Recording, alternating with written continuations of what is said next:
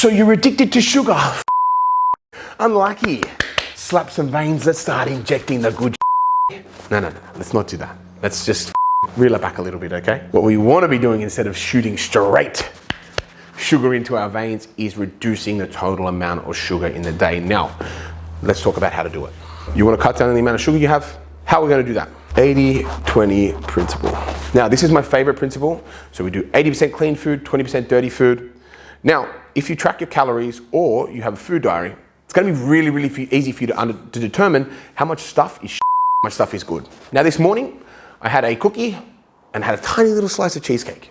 Outside of that, I had, veg, basmati rice, beef, chicken, a lot of good stuff. I had a lot of whole foods that would really help me with keeping that 80% clean number. Now, I had my 20% dirty in the morning. I like treats in the morning. Sometimes I don't, sometimes I like them in the end, so I save them for the end of the day. But by following that basic principle, I can keep my sugar intake down from like an all-out binge on the weekend to just like a cookie a day.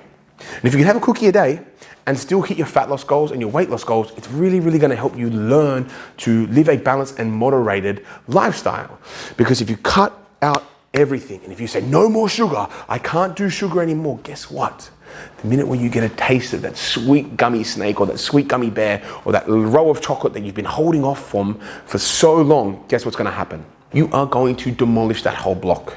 You're going to demolish probably more of that block. You might even go down to the shopping center and get even more chocolate and more lollies like yours truly has in the past and like many of them before me have done. So just encourage some sugar in your diet, but moderate it. Get rid of all the unnecessary sugar. So let's say if you're having 2 sugars in your coffee, learn to live without the sugar in your coffee. Let's say you have extra this and extra that and extra jam or extra Nutella on your toast. Learn to cut back on those things. The unnecessary things where you still get, coffee still tastes great with no sugar in it. You've just got to kind of learn to enjoy that flavor, less sweetened. And eventually you won't even know the difference. If you have full sugar soft drinks, go to the diet stuff. It's going to help you cutting down your simple sugar intake, which will help with your hormones, which will help with your digestion, absolutely everything. Always stick to this 80-20 rule when it comes to sugar. If you want treats, fantastic, but don't let it go over 20% of your total calorie expenditure for the day. So if you've got 2,000 calories, just make sure that about 400 calories are fun, sugary stuffs, even less if you really want, but give yourself something nice every day. Because 1, you deserve it, but 2, it's gonna help you stay on track. Those are my rules for cutting down sugars. I don't think you should cut them out completely. However, I do think you should reduce them as you could definitely benefit from it. But it'll go so far the other way if you aren't careful and you deprive yourself, okay? You'll probably find yourself in a binge and restrict pattern, and it's really not good for your health or your mental health. Thanks for watching this video. If you didn't like it, off, and if you did, love ya.